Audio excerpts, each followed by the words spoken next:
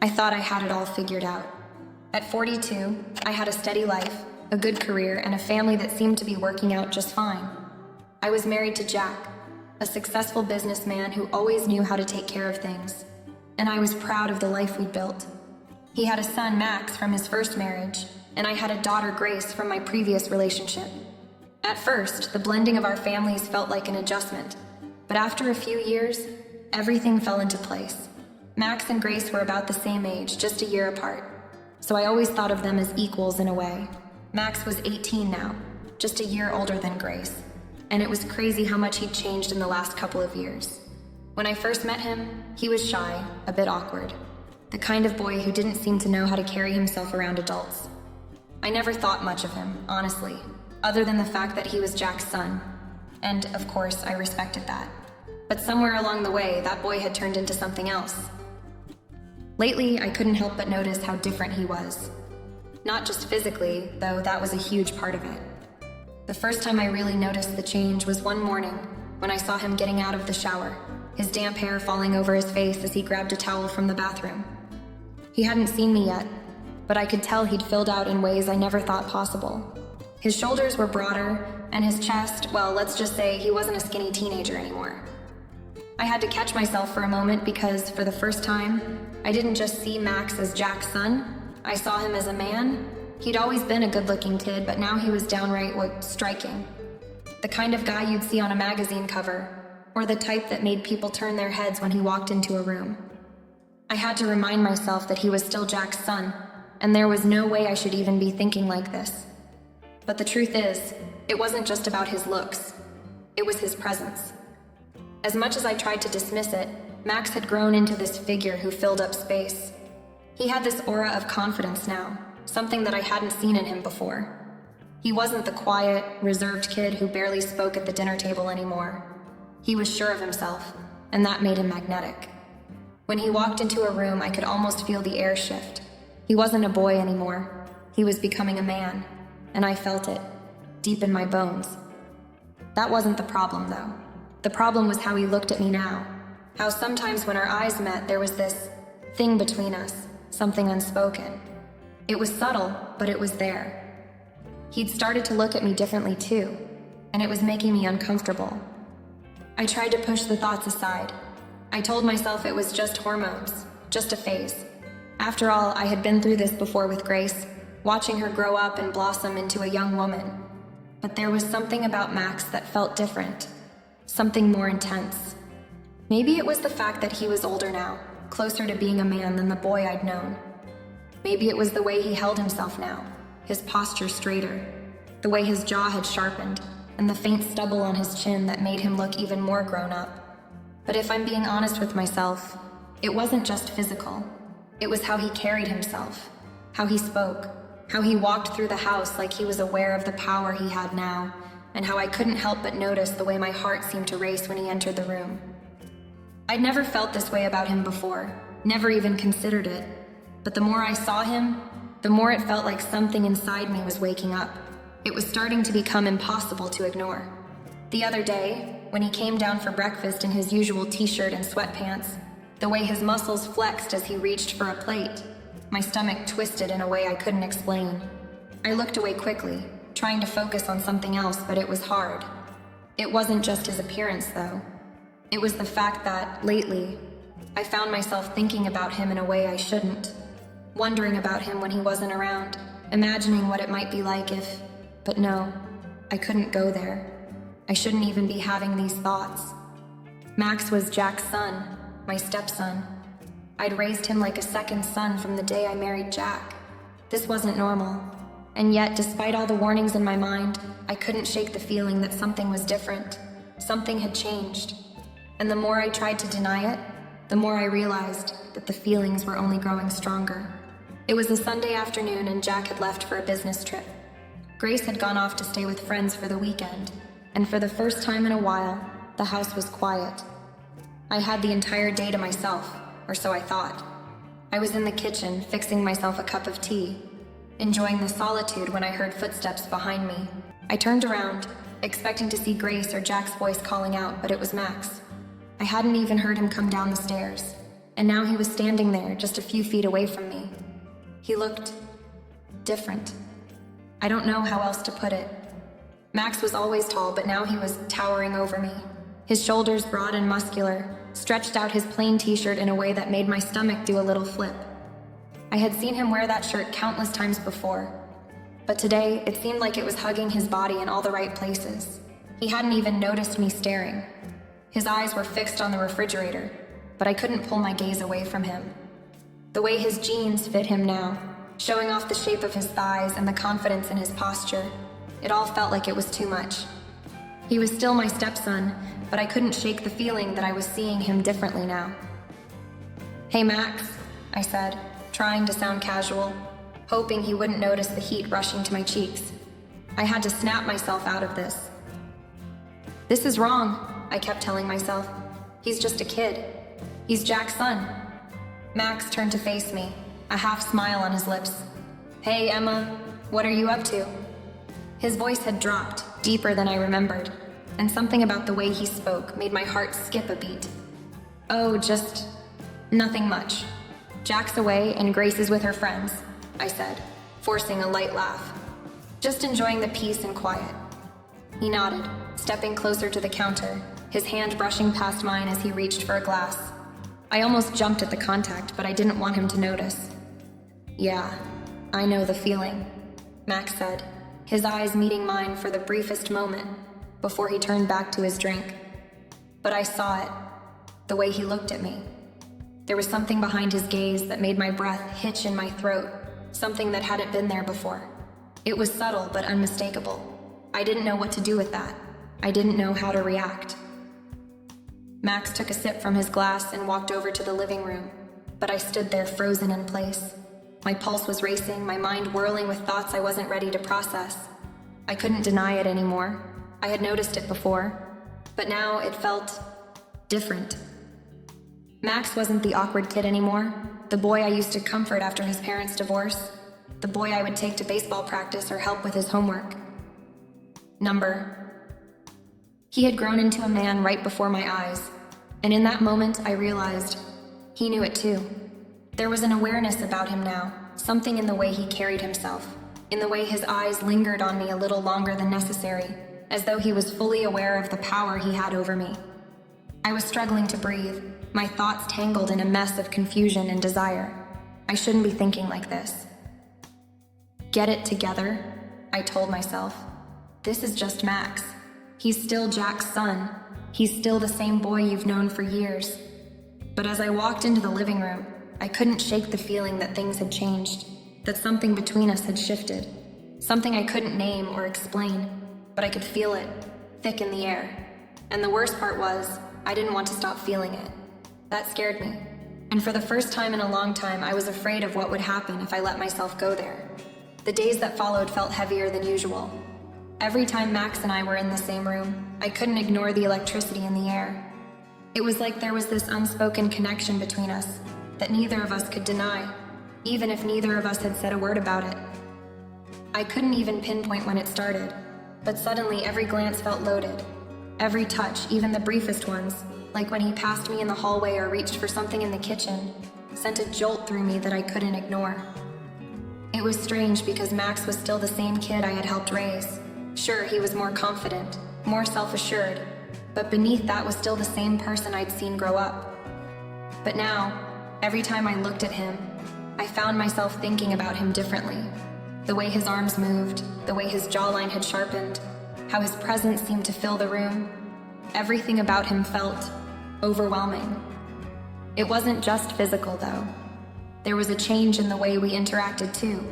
Our conversations, once casual and easy, now seemed strained, almost as if we were both waiting for the other to acknowledge what had shifted between us. Max wasn't a kid anymore, and it was becoming painfully obvious to me. Every time he walked into a room, I felt my stomach tighten. I tried to tell myself that this was just a phase, that it would pass, but it didn't. The attraction, whatever it was, just grew stronger. I'd catch myself staring at him sometimes, and the way he'd look at me in return felt like a challenge. It wasn't just innocent curiosity. It was like he was testing the boundaries, seeing how far he could push me, I didn't know if he was aware of what he was doing, but it felt intentional. And I wasn't sure if I was imagining it, but it seemed like the more I tried to distance myself, the more he seemed to close the gap. I could feel the pull between us growing. There were moments when he would catch me looking at him, and I would quickly turn away, pretending nothing was wrong. But inside, my heart would be racing. I couldn't help but wonder if he felt it too. Was he just as aware of this shift as I was? Every time our eyes met, I felt this intense electric charge, and what scared me the most was how much I didn't want to stop it. The guilt started to set in too. I had been Jack's wife for years, and I had raised Max as if he were my own son. But now, things weren't so simple. I tried to remind myself that he was still Jack's son, still the boy I had taken care of and guided through the ups and downs of adolescence. But it didn't change the fact that he had changed. He wasn't that awkward teenager anymore. He was a man, and I was struggling to see him as anything other than that. It was like walking a tightrope, trying to keep my emotions in check, trying to act like everything was normal when, in reality, it couldn't have been further from normal. I knew I should distance myself, keep the relationship strictly parental, but the way he looked at me, the way he seemed to draw me in without even trying, it was starting to become impossible to ignore. I could sense it too. Max was aware of the tension. I could see it in the way he would watch me when he thought I wasn't looking, the subtle shifts in his body language when we were near each other. He wasn't oblivious. In fact, it almost seemed like he was enjoying the power he had over me, like he knew I was struggling to control myself, and that knowledge made everything more complicated. I tried to keep my distance, but it was getting harder every day. There was an invisible line between us now, one that neither of us dared to cross. But the more we avoided it, the more I felt it pulling us closer. I didn't know what this was or how to stop it. All I knew was that whatever this tension was, it was getting stronger with every passing moment. It happened one evening after dinner, a quiet night, just the two of us in the house. Jack was still away on his business trip, and Grace wouldn't be home until late the next day. Max and I were sitting together in the living room, the TV barely turned on. The low hum of the background noise, the only sound between us. I could feel the tension, thick in the air, and every second stretched on endlessly, like the weight of what we hadn't said was too much to bear. Max shifted on the couch, his eyes locking with mine.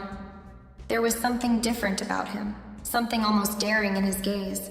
I tried to look away, to focus on anything else, anything other than him, but I couldn't. I felt myself being drawn in, like a moth to a flame. I could feel my heart beat faster, and I knew somehow that this moment was different from all the others. "You've been acting different lately," Max said, his voice low, almost hesitant. He was sitting close enough that I could feel the heat from his body, and it made my breath catch in my throat. I could tell he wasn't just talking about me, he was talking about us. The way we interacted, the way we looked at each other, the change that neither of us had acknowledged, yet we both felt it. I swallowed hard, trying to find my voice, trying to hold on to the carefully constructed walls I'd built around myself. "What do you mean?" My words were more fragile than I intended. I knew exactly what he meant, but I was stalling, hoping that somehow this conversation would go in a different direction, that we could pretend like nothing had changed. He leaned forward, his eyes never leaving mine, and I could see a flicker of something in them, something raw, something honest. "You know exactly what I mean," he said softly. "Things between us. They're different, and I can't stop thinking about it." My breath hitched. My heart was racing now, and my palms felt clammy. There it was, the thing I had been trying to ignore for so long, finally out in the open.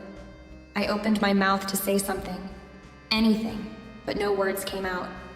What could I say? How could I possibly explain what I was feeling, when it was something I didn't even fully understand myself? Max didn't wait for me to respond. He just kept going, his voice quieter now, but no less intense.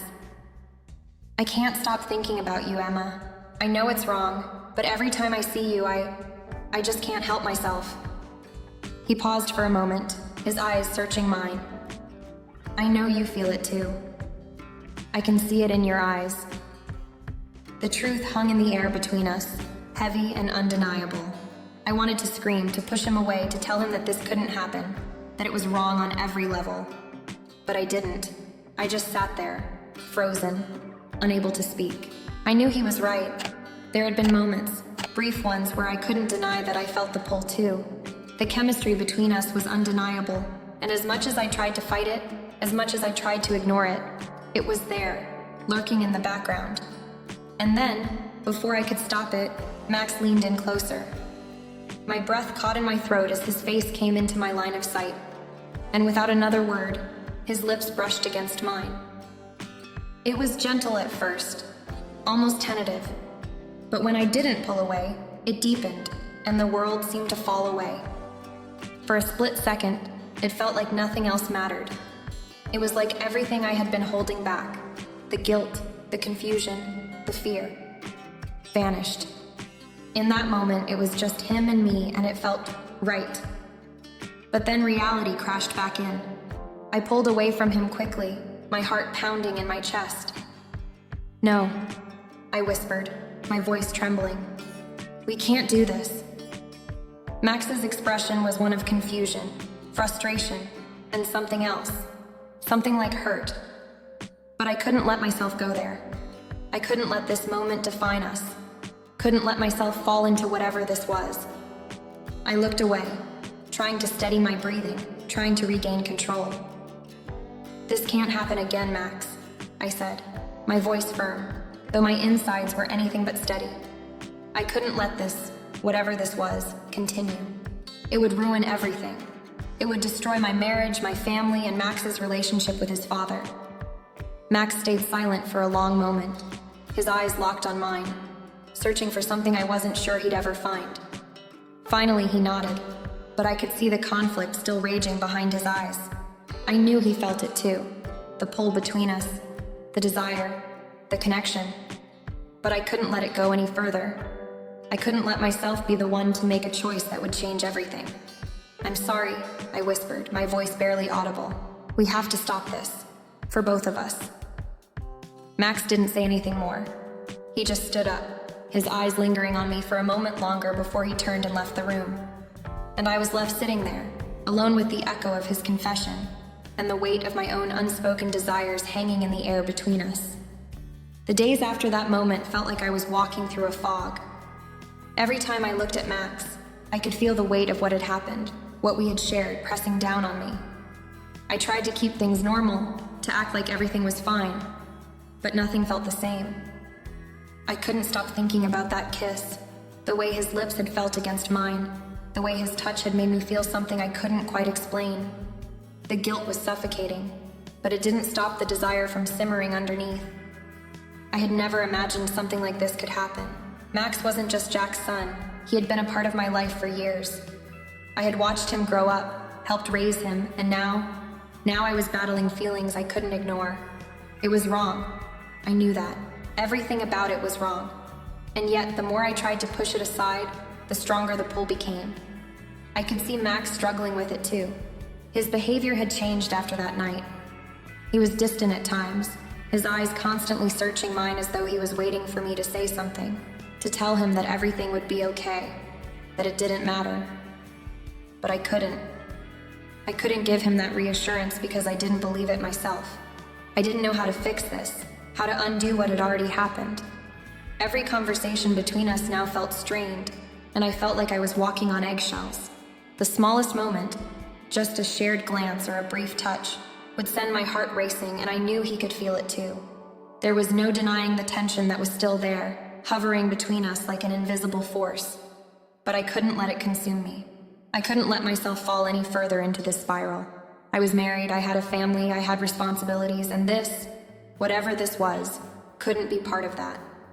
It wasn't just guilt, though. It was fear, too. What if someone noticed? What if Jack found out? I couldn't bear the thought of losing him, of destroying the family we had built. Max might have been an adult now, but he was still his father's son. And this, what was happening between us, had the potential to ruin everything. The thought of seeing Jack's face, knowing what we had done, tore me apart. But the more I tried to avoid Max, the more I felt the pull to him. I could see the way he was affected by it too. When our eyes met, there was a quiet desperation behind his gaze, a longing that mirrored my own. I could feel the tension between us growing, despite my attempts to push it away. We couldn't keep doing this. I couldn't keep pretending like I wasn't constantly thinking about him. It was driving me crazy, and I knew it was driving him crazy too. Every time we were alone, I could feel the charge in the air, the unsaid words that we both refused to acknowledge.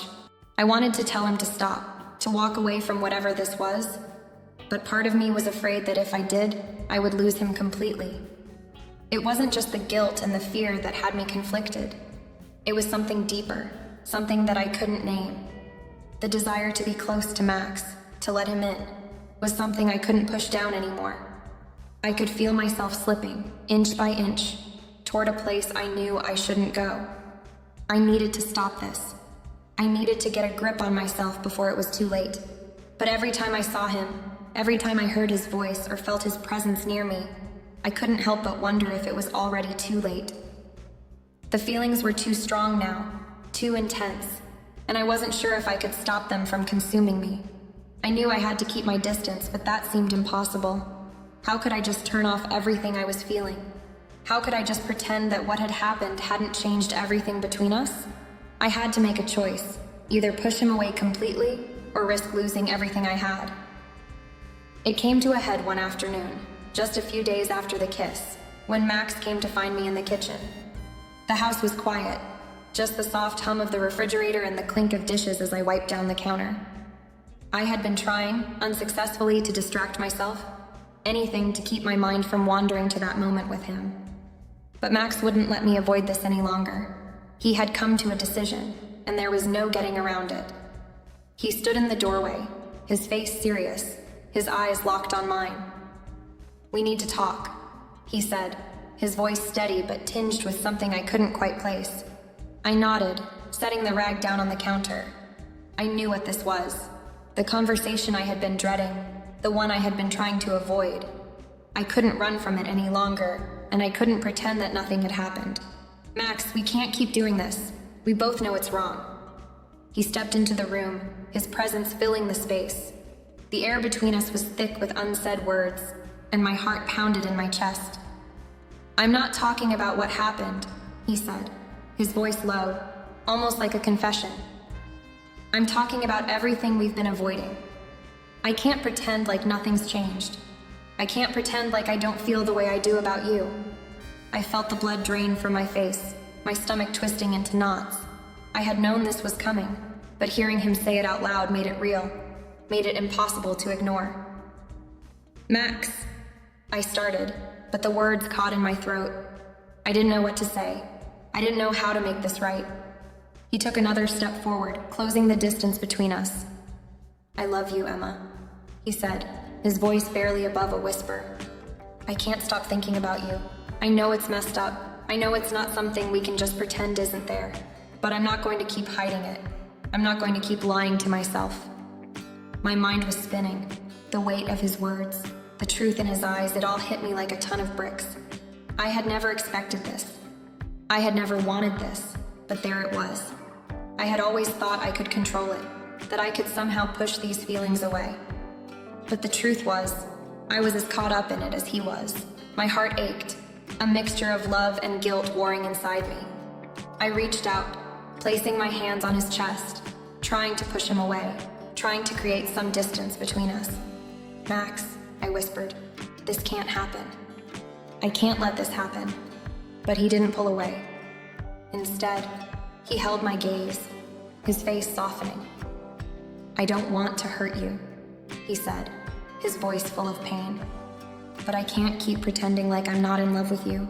I just can't." The words hit me like a wave, overwhelming me. And for a brief moment, I thought I might crumble under the weight of it all. But then I realized this wasn't just about us anymore. It wasn't just about the feelings that had been building between us, the chemistry, the desire. It was about everything we had. It was about Jack, about our family, about the future we were building. I couldn't tear that apart. I couldn't destroy everything we had worked for, everything Jack and I had built together, just for something that couldn't be, something that would never be. This was a fleeting moment, a weakness, a mistake that could never be undone. I closed my eyes, trying to steady myself. trying to find the strength to do what I knew I had to do. When I opened them again, I looked straight into Max's eyes. "I'm sorry," I said, my voice breaking. "But we can't do this. We can't be together. Not like this. It's not just about us, Max. It's about everything. It's about Jack. It's about our family. If we keep going down this path, it'll ruin everything." He stood there for a long moment, his face a mixture of frustration and heartbreak. I could see the tears forming in his eyes, but I couldn't give him what he wanted. I couldn't give him the answer that would make everything okay, because there was no way to make it okay. Finally, he nodded, his lips trembling. "I understand," he said, his voice low. He turned to leave the kitchen, but before he went, he paused, looking over his shoulder at me one last time. "I love you," he whispered, his voice barely audible. And with that, he was gone. I stood there, alone in the quiet kitchen, the weight of everything we had just said settling around me. The air was thick with unresolved emotions, but in that moment I knew we had made the right choice. We had to move on. We had to let go of what had been, and face the future without the burden of what we had almost allowed ourselves to become. I took a deep breath, wiping the tears that had escaped down my face. It was over. We couldn't keep pretending like nothing had happened, but in letting go of what we once felt, we were choosing something greater, something that couldn't be torn apart by our desires, no matter how strong they were. And I knew that in the end, it was the hardest but right choice.